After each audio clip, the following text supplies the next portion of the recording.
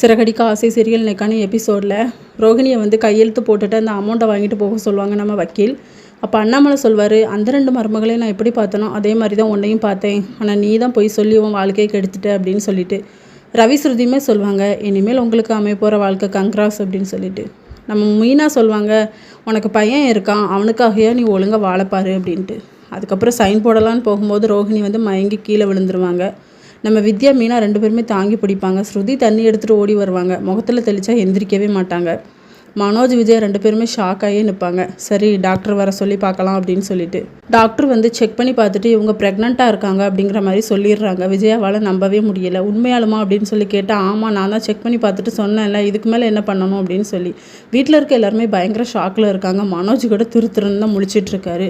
அப்போ ரோஹிணி எந்திரிச்சிருவாங்க. எனக்கு என்னாச்சு, நான் ஏன் இப்படி இருக்கேன் அப்படின்னு சொல்லி கேட்கும்போது, நீ ப்ரெக்னெண்ட்டாக இருக்க அப்படின்னு விஷயத்த சொன்ன உடனே அவங்க வந்து செம ஹாப்பியாகிறாங்க.